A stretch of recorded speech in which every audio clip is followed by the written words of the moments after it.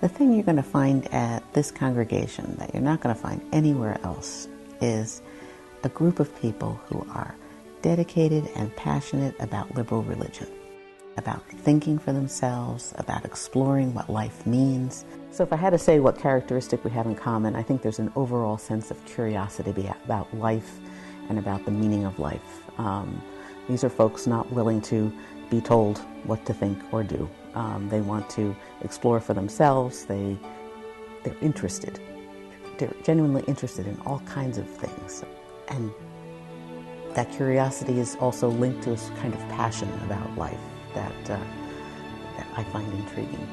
As a creedless faith, we're not going to tell you what to believe. We're going to honor your own path.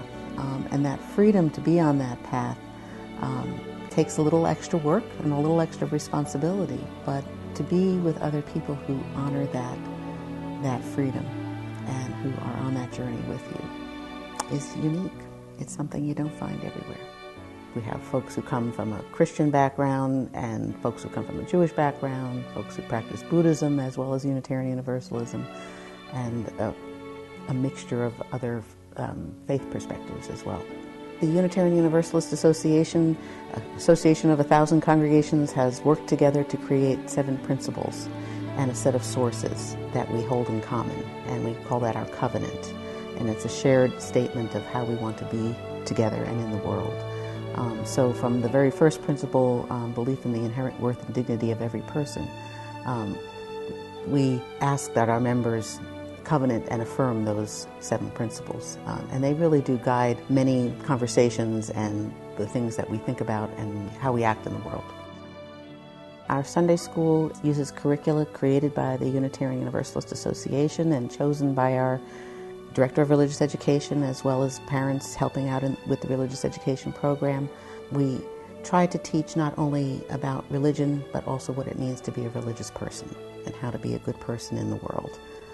We use Unitarian Universalist stories as well as sources from the world religions and Jewish and Christian teachings, all as a way to help us seek the wisdom of our elders as well as how to be good people today. You know, often parents come knowing that they want their children to have some kind of religious education. They're looking for a religious community, and they come to a Unitarian Universalist congregation for that reason. But hopefully, and often when they get here, they find a place for themselves.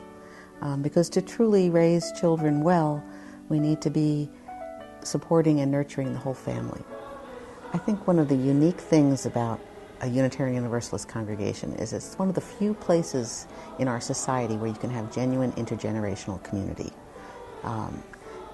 That makes this a great place for children and people of all ages. And there's very few places left in society where elders and children and teens can come together and have meaningful conversations and experiences and get to know one another. And this congregation genuinely wants to be an intergenerational community. That's part of their mission, and we welcome children and youth in worship services every Sunday, and adults come into the children's activities on a regular basis.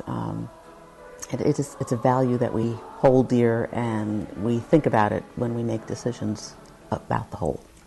Being on a religious journey and not having a relationship with people of different ages, and understanding, not only where we've been, but where we're going.